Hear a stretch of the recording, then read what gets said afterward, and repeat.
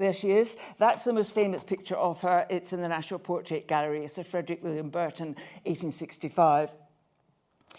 And what I want to do is to start immediately with a quotation, because we're going to talk about relationships, her relationships and what she made of relationships in her novels and in her other writings. Family likeness has often a deep sadness in it. Nature, that great tragic dramatist, knits us together by bone and muscle and divides us by the subtler web of our brains, blends yearning and repulsion, and ties us by our heartstrings to the beings that jar us at every movement. From Adam Bede. Well, so writes the narrator of Adam Bede, a publishing sensation when it came out in February 1859 under the pseudonym George Eliot. Press and public asked eagerly who this new, unknown novelist might be. Charles Dickens and Thomas Carlyle's clever wife, Jane Carlyle, were genuinely delighted to receive complimentary copies. Jane Carlyle wrote that reading the novel was as good as going to the country for one's health. Elizabeth Gaskell was flattered to be asked if she was the author, because she was already the famous author of Mary Barton and other novels. But she was still quite impressed by Adam Bede, so much so that she was quite pleased to be asked if she was the author. She wasn't, of course. Queen Victoria noted in her journal the deep impression the book had made on her and Prince Albert, and she recommended it to her uncle, King Leopold of the Belgians, as one of the finest novels written for a long time. She also wrote in her journal about it. And she also commissioned paintings from Edward Henry Corbould of 2 scenes from Adam Bede, which you might know that in the Royal Collection. Intelligent and probing, as the narrator's remark about family likeness is, such generalized observations alone did not bring the novel its runaway success with readers and critics. Believable characterization, and in particular, believable and often sparkling dialogue, ranging from high seriousness to hilarity, played a considerable part.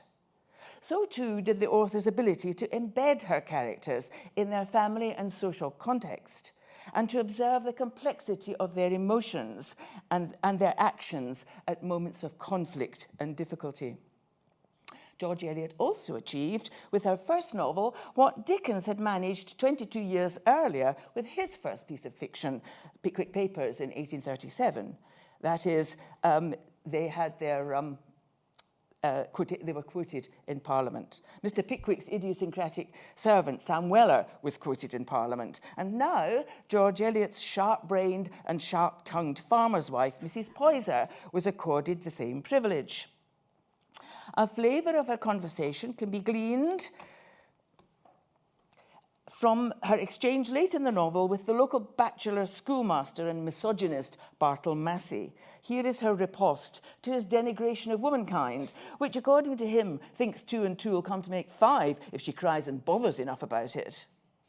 Aye, aye, said Mrs. Poyser. One'd think and hear some folks talk as the men were cute enough to count the corns in a bag of wheat. They're only smelling at it. They can see through a barn door, they can. Perhaps that's the reason they can see so little on this side of it.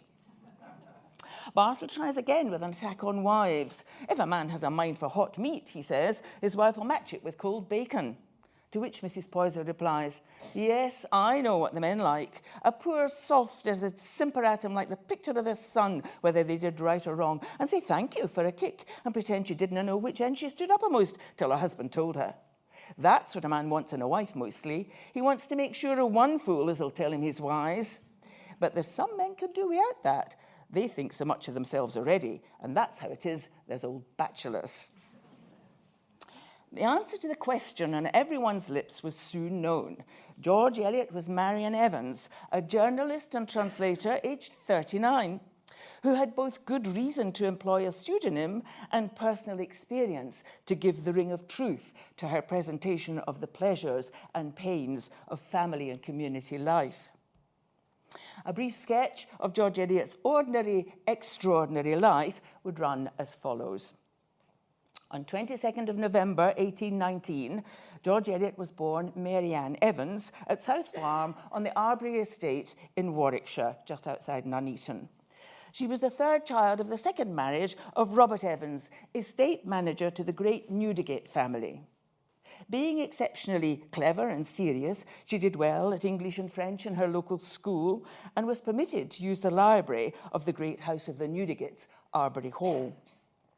Her father also allowed her to have lessons in German and Italian from a local tutor. That was pretty unusual for a sort of lower middle class or upper working class girl in the 1820s in the Midlands. After her mother died when Mary Ann was 16, she kept house for her father until his death in 1849, when she was 29. Having gone through a strongly evangelical phase in her teens, her reading of English and German books questioning the literal truth of the Bible led her to renounce her religion in her early 20s. Her horrified father threatened to banish her from home. She contemplated with dread the life of a schoolteacher in Leamington Spa until her older brother Isaac intervened with their father and domestic peace was restored. She wrote to a friend about being scared of having dodgy, lonely lodgings and scanty food and having to go around Leamington as if she had a great sticker on her face saying rebel and infidel. So that was spared her by Isaac, her brother Isaac. Mary Ann developed friendships with progressive thinkers in nearby Coventry, through whom she was introduced to the radical London publisher John Chapman and some of his authors. Chapman commissioned her to complete a 3-volume translation of the German work of biblical criticism, David Friedrich Strauss's Das Leben Jesu, The Life of Jesus. The translation came out anonymously in 1846. After her father's death, she rejected the idea of remaining in the Midlands to be a useful aunt to the children of either Isaac or their older sister Chrissy, both of whom were married with families in the location. And instead, she set out for London. She'd been left £90 a year by her father, not enough to live on, but enough to encourage her to try an independent life in London as a journalist and translator. Early in 1851, she moved into Chapman's interesting home at 142 Strand to work as the unacknowledged editor of the radical quarterly journal he had just bought, the Westminster Review. And this is another of my books which has quite a lot about George Eliot in it. It's a story of 142 Strand and radicalism in London at the period. And the picture there on the bottom is from John Tallis's London Street Views, published in 1847, which is kind of early A to Z. You could buy a little booklet of just some of the streets in London. The Strand, being so long, had about 3 different booklets dedicated to it. But you can see the tallest of the buildings there. It has at the top John Chapman, bookseller and publisher. And that was 142 Strand. Unfortunately, the building is not there anymore. It's between King's College and Waterloo Bridge, if you want to go and have a look at number 142. It's a boring building now. Anyway, he had just bought the Westminster Review, and here, Marian, calling herself Marian rather than Mary Ann Evans, she met all the young progressive authors of the day and became used to attending soirees and meetings held by Chapman, where she was the only woman. And this is Chapman. He's got we don't know there are not very many pictures of him. We don't know who did this. It's a photograph, and we don't know why he's got a white beard and a great black head of hair. But the main thing about it is you have to notice that he is very, very handsome. For Chapman's household consisted of himself, his wife Susanna, 14 years his senior, 2 children, and the family's live-in governess, who was also Chapman's lover. In 1851, a comic drama, though not funny for Marian at the time, was played out at 142 Strand, as Chapman made frequent visits to Miss Evans's room to learn German from her and hear her play the piano, and more. Soon, the other 2 women in the household, wife and mistress, joined forces to insist on her removal. After a tactful retreat to stay with her Coventry friends, one might say it's a cliché, she was sent to Coventry, a return was negotiated on the understanding that Marian would restrict her relationship with Chapman to that of invaluable assistant on the Westminster Review, and so it came about.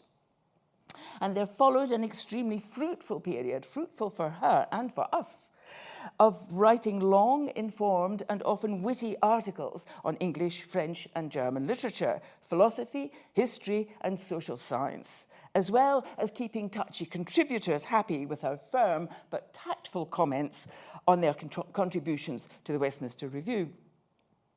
Through Chapman, she met Dickens, Thomas Henry Huxley, and the American Ralph Waldo Emerson, who lodged with Chapman on his visits to London. Chapman also introduced her to George Henry Lewes, a brilliant journalist, translator, and miscellaneous writer on philosophy, science, and many European literatures. And this is a photograph of Lewes taken in 1865, I think. Unfortunately, Lewes had a wife, Agnes, from whom he was separated, but whom he could not divorce, since they had enjoyed an open marriage, a bohemian open marriage, and he had accepted 2 children born to Agnes, whose father was not Lewes, but his friend and journalist, Thornton Hunt. And here is a very striking drawing from the National Portrait Gallery of Agnes Lewes at the piano, G.H. Lewes at her elbow, and Thornton Hunt at a little distance. And it's Thackeray, a pencil drawing by Thackeray, done in about 1848, so before the threesome fell out or came into any kind of disarray. And some of you will recognize Thackeray's signature, do you? Can you see where it is? It's the top right. It's his head. It's his hair and his glasses. That's how he signed his little drawings on his letters and everywhere. He did lots of these pencil drawings, and that's Thackeray. Well, Marion and Lewes began their relationship in London in 1853, but they found it expedient to travel together to Germany in the summer of 1854. Lewes wanted to do research in Weimar and Berlin for the biography of Goethe he was writing. And Marion could continue sending her articles to Chapman for the Westminster Review while helping Lewes by translating extracts from German for his book. Living in Weimar and consorting with the composer Franz Liszt and his married lover, the Princess von Sayn-Wittgenstein, they escaped for a while the inevitable scandal and disapproval back home in England, where, it must be said, Chapman, Dickens, Wilkie Collins, and many other respectable men shared their lives, usually in secret, with a wife and a mistress. Marion did lose friends. Lewes was invited to dinner without her, and there was much gossip in literary and journalistic circles. Lewes's friend and mentor, Thomas Carlyle, used the slightly censorious description strong-minded woman on receiving a letter from Lewes explaining his situation. Charles Kingsley, writing to his fellow clergyman, Frederick Denison Morris, wrote uncharitably of Miss Evans, the infidel esprit fort, who is now G.H. Lewes's concubine. Worse, she suffered nastiness from reviewers when it was discovered, soon after the publication to great acclaim of Adam Bede, that the unknown new star in the literary firmament, George Eliot, was not only a strong-minded woman in the sense of being independent and holding opinions, but also morally reprehensible. William Hepworth Dixon, writing in the popular literary journal The Athenaeum in July 1859, just after the secret of the authorship of Adam Bede came out, called her a clever woman with an observant eye and unschooled moral nature. It has to be said that none of the reviews of Adam Bede found anywhere anything not moral or unschooled about that book. But now that it was known that who was the author, some people found that they were changing their minds, but many couldn't because they had nailed their colours to the mast in writing about what a wonderful first-class novel this was and goes straight to the head of the charts, as it were. So fortunately for her, this abuse didn't last for very long, but it was quite hurtful to her nonetheless. However, as she would say, if asked, her answer to this sort of disapproval was to publish novel after novel of undeniable genius and no tendency towards immorality. Quite the contrary, in fact, since she gave serious analytical attention to the moral problems she created for her fictional characters. Ordinary readers, not to mention Queen Victoria and Prince Albert, seem to have seen nothing to object to in her works, whatever her personal circumstances were. Her novels enjoyed huge critical and financial success. But one person refused resolutely to have contact with Marion Lewes, as she now called herself. Her brother Isaac, on being told in 1857 that she was living with Lewes but was not legally married to him, broke off relations immediately. Only in 1880 did he break his long silence on the occasion of Marion's legal marriage to her friend John Cross, Lewes having died 2 years earlier. The difficulties she encountered first with her father over her loss of faith, then with her brother and some of her former friends over the relationship with Lewes, caused her great pain, and she struggled with depression and bruised pride. Buoyed by Lewes's constancy, optimism, and encouragement, she turned personal trouble and disaster into literary triumph. The George Eliot who emerged into the light as she approached 40 was a formidable product of past unhappiness and a strong sense of injustice, wonderfully distilled into novels full of humour, passion, pathos, tragedy, and a hard-won sympathy for others, even those whose flaws she criticised. The novels present utterly believable characters making mistakes, moral and intellectual. Her novels, though forensic in their analysis of psychology and motivation, recognise with sympathy the complex causes and circumstances according to which individuals speak and act. A wide tolerance, a philosophical tendency to look at all sides of a problem and seek for understanding and forgiveness are the hallmarks of her writing. Sometimes, especially in the early works, the narrator buttonholes the reader, demanding our consent to her remarks. Yet the moral lesson is delivered not merely through assertion, but also through situation and dialogue, irony and humour, and well-wrought examples of the paradoxical and inconsistent nature of human beings.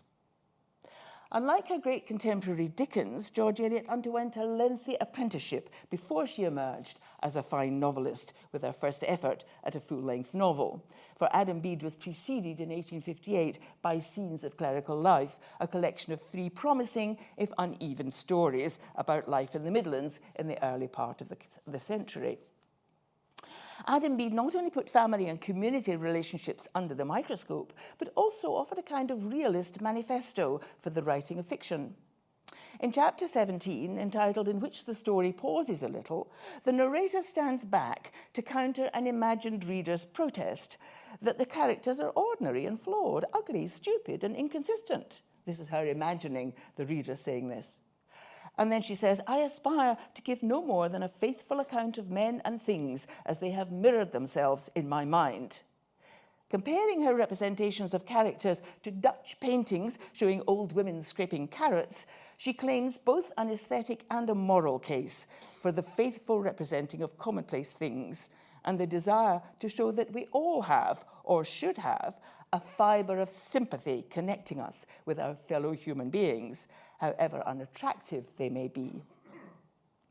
5 years of reviewing literature for the Westminster Review lay behind these bold claims from a first-time author. For before trying her hand at fiction, Marian Evans had produced a number of brilliant essays which asked and answered the question, what makes for good literature?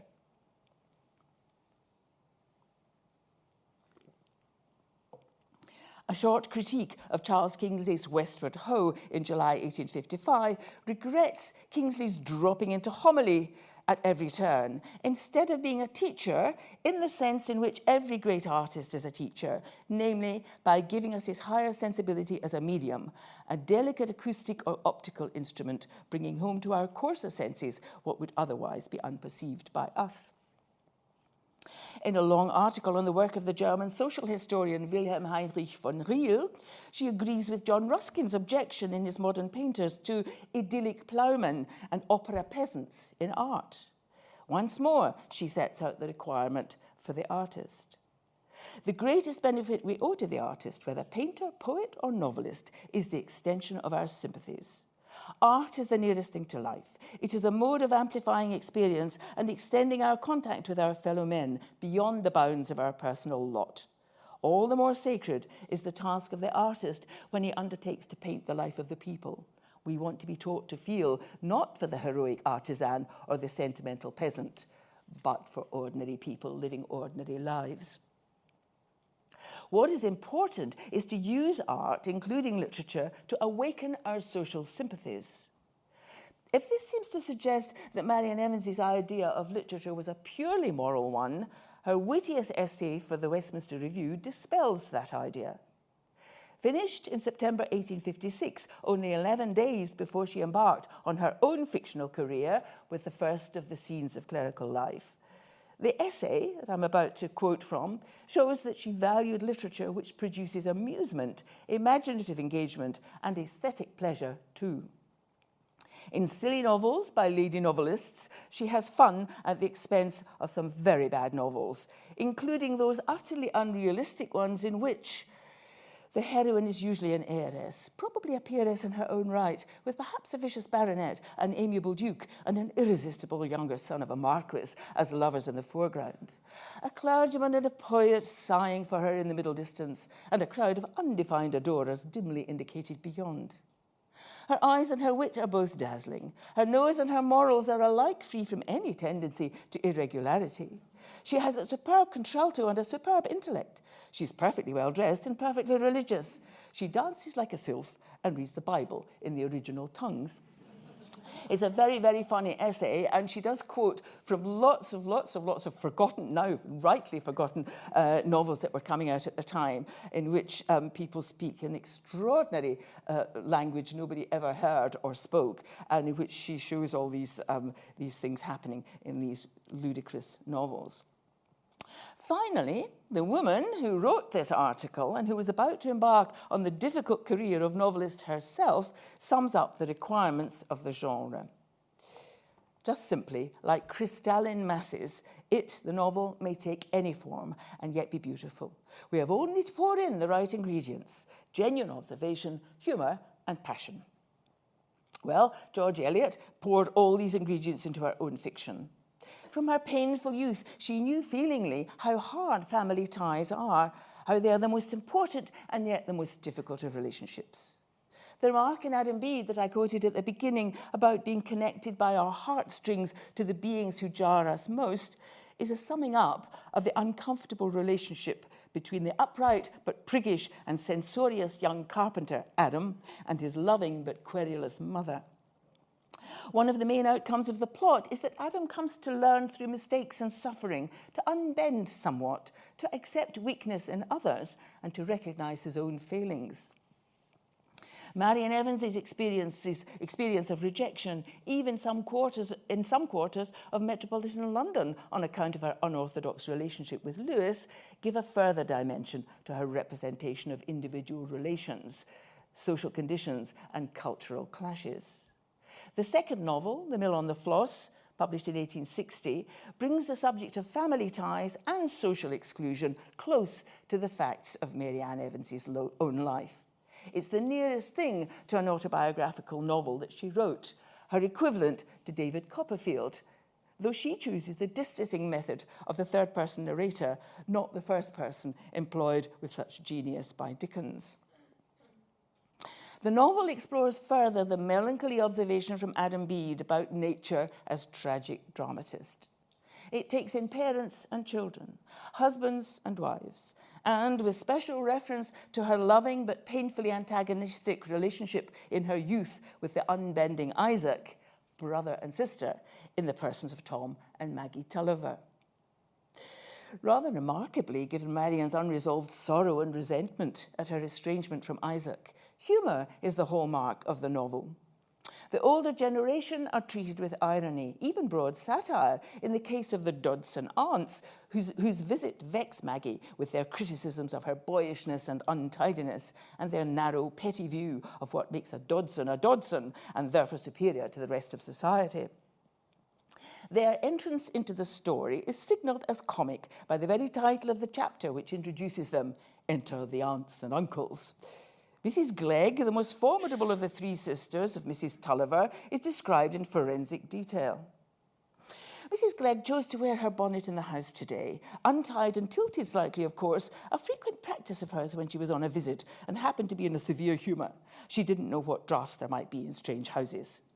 One would need to be learned in the fashions of those times to know how far in the rear of them Mrs. Glegg's slate-coloured silk gown must have been, but from certain small constellations of small yellow spots upon it and a mouldy odour about it suggestive of a damp clothes chest, it was probable that it belonged to a stratum of garments just old enough to have come recently into wear.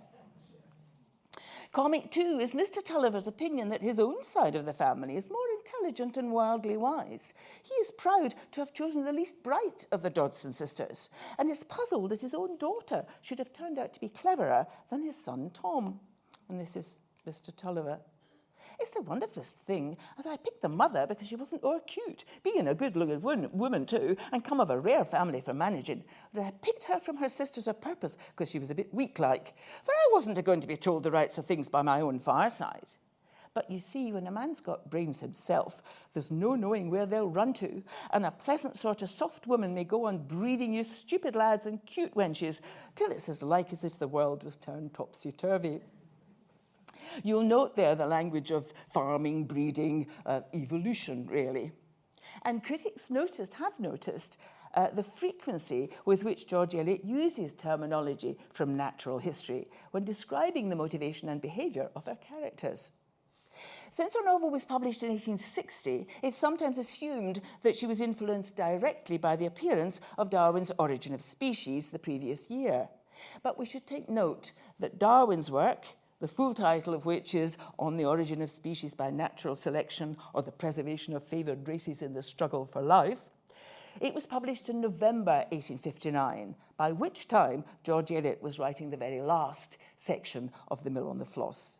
She was not indebted specifically to Darwin for her use of the language of struggle and selection in the context of the Tulliver family.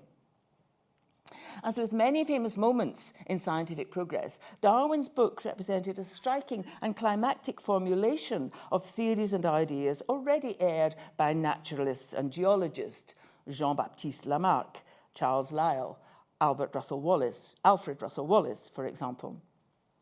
George Eliot was widely read in history and science and was living with Lewes, who in 1859 was busy experimenting and writing on animal behaviour and physiology. His Seaside Studies came out in 1858 and Studies in Animal Life in 1862. Both Lewes and George Eliot were already evolutionists when Darwin's great work came out. They recognised that it was Darwin who answered the question about how species developed. The mechanism for development, he argued, was to be found in the idea of natural selection to explain adaptation and variation and extinction of species. George Eliot was fully aware that in dealing with human, not animal life, mechanistic explanations were inadequate.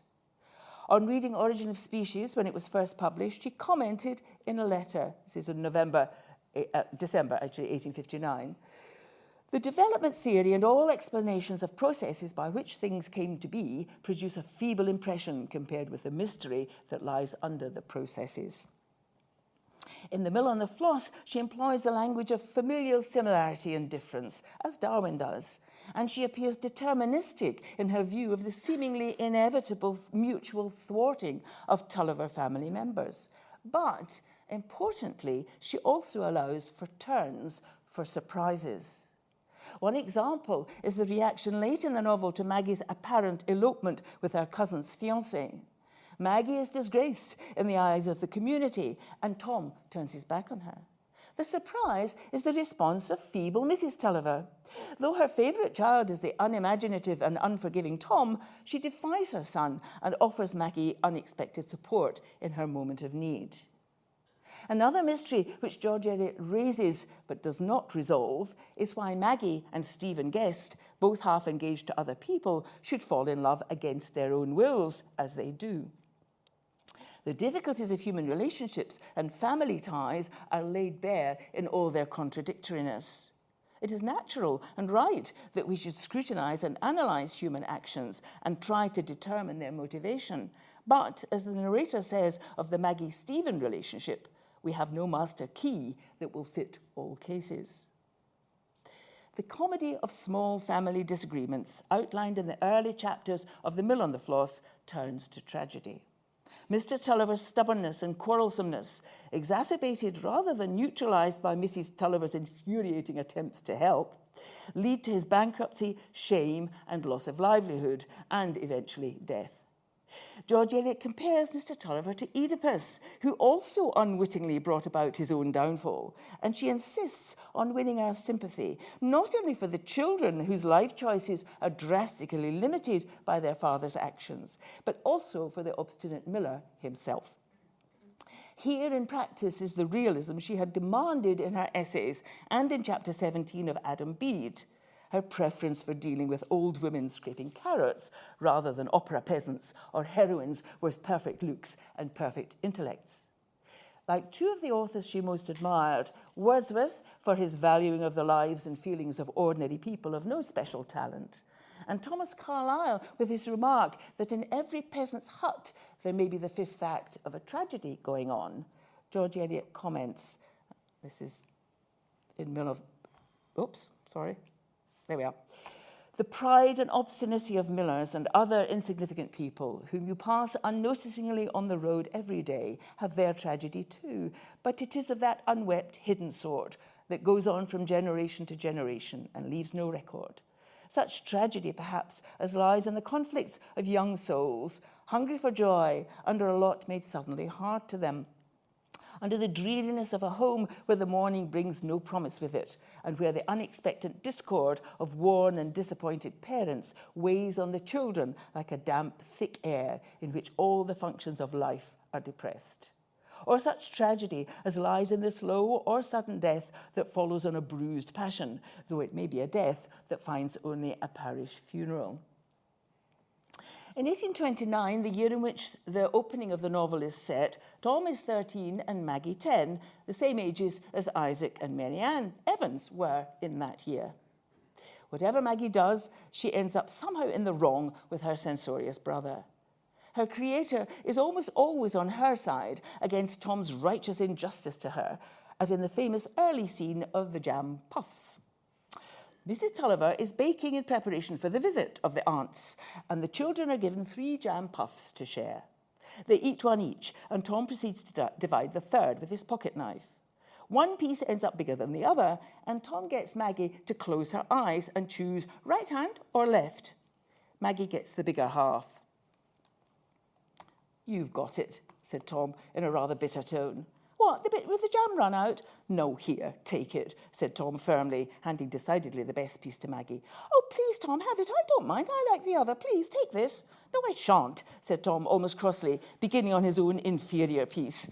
Maggie, thinking it was no use to contend further, began to, and ate up her half-puff with considerable relish as well as rapidity. "Oh, you greedy thing," said Tom, when she had swallowed the last morsel. He was conscious of having acted very fairly and thought she ought to have considered this and made up to him for it.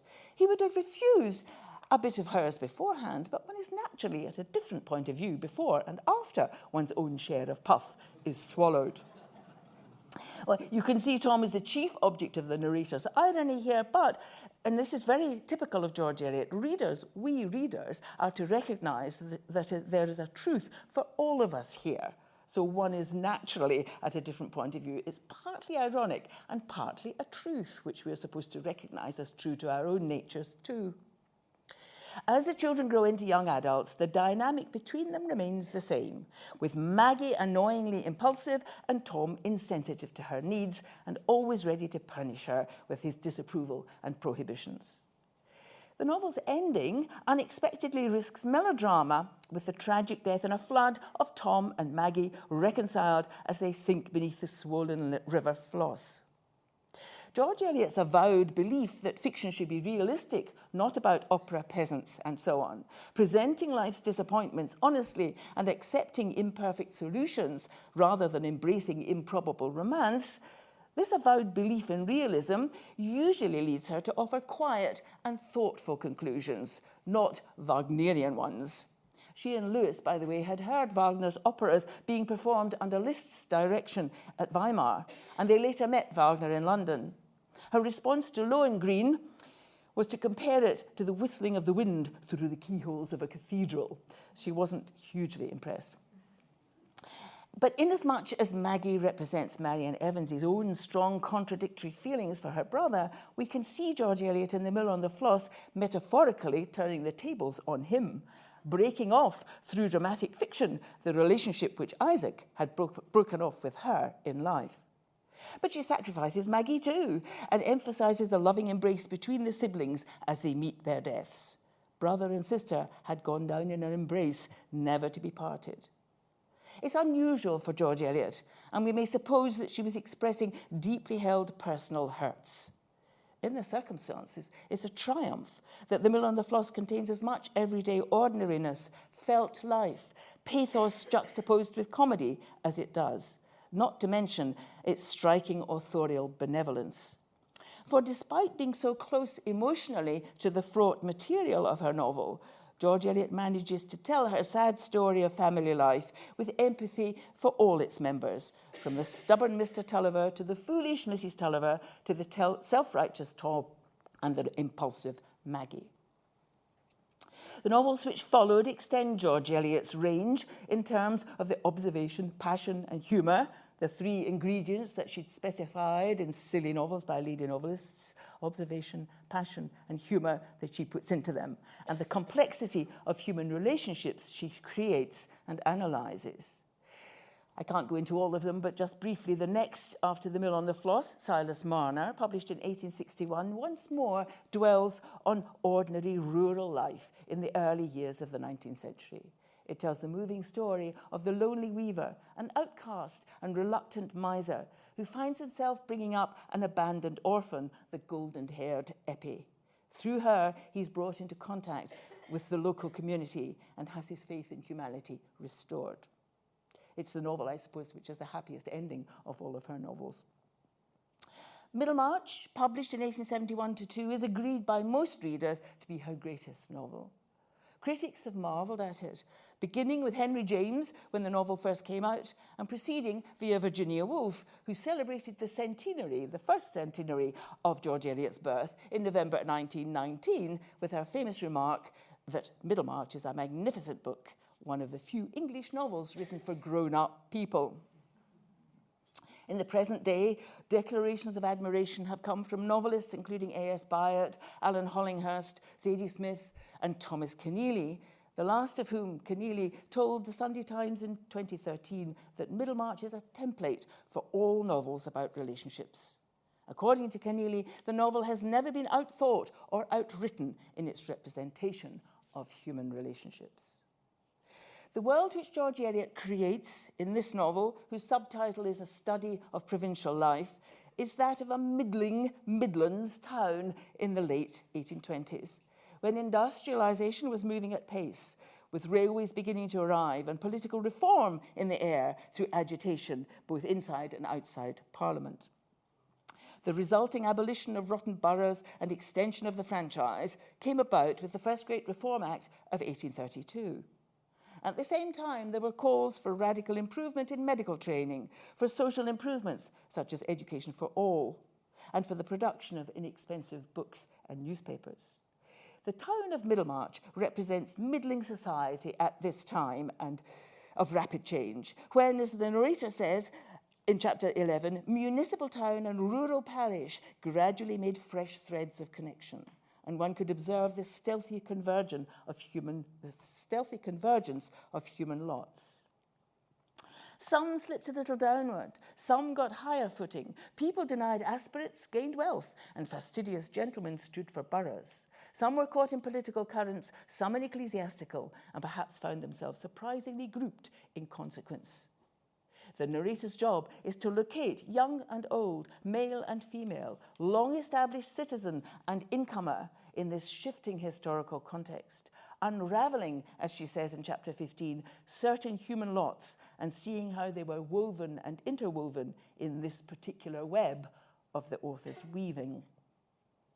There are two main protagonists, or centres of consciousness, in Middlemarch. Both are young idealists who finally have to accept compromise when caught up in the hampering thread-like pressure of small social conditions.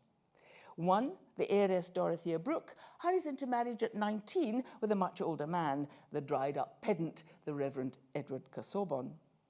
Her idea is that such a knowledgeable and intelligent man will educate her and encourage her plans to do good among the neighbouring poor. The really delightful marriage, she thinks, must be that where your husband was a sort of father and could teach you even Hebrew if you wished it. As for Mr. Casaubon, having reached his mid-40s without a companion, he hopes that marriage to this blooming and enthusiastic young girl will help him to finish his life's work, a great volume on the key to all mythologies. Not by offering an opinion, which Dorothea is to find herself doing to his irritation, but by showing devotedness, the ability to cast a charm over vacant hours and to lighten his solitariness, as he puts it in his letter of proposal. George Eliot combines humour and the illusions of both Dorothea and Casaubon with understanding sympathy of their predicaments. Dorothea's narrow education and lack of parental advice, and Casaubon's lonely egotism. Their marriage is predictably miserable. The second idealist is the incomer Tertius Lydgate, a young doctor schooled in the latest medical advances, such as the use of the stethoscope, and an advocate of post-mortems as an aid to medical knowledge. These enthusiasms are viewed with suspicion not only by the ordinary citizens of Middlemarch, but also by the existing physicians and surgeons with their traditional preferred methods and ready prescription of medicines, which Lydgate scorns as unnecessary. Rivalries and gossip ensue, and Lydgate's plans to open a fever hospital in the town are thwarted. To compound his disappointments, he too marries in a hurry and ill-advisedly, partly because his idea of the perfect wife is as selfish in its way as Mr. Casaubon's is. When Lydgate meets Dorothea, he thinks her a little too earnest. The society of such women was about as relaxing as going from your work to teach the second form, instead of reclining in a paradise with sweet laughs for bird notes and blue eyes for a heaven. Much more to his taste is the beautiful, blue-eyed Rosamond Vincy, who, he soon discovers, combines a mild manner with a will of iron. Money problems, Lydgate's unpopularity with his fellow medical men, his failing attempts to educate his patients, and Rosamond's lack of sympathy for either his profession or his determination to improve it add up to a marriage as miserable as the Casaubon one. The narrator talks of that total missing each other's mental track, which is too evidently possible even between persons who are continually thinking of each other. The sexual chemistry between them is clear, but like Adam Bede and his complaining mother, or Tom and Maggie Tulliver, this pair irritate each other at every turn.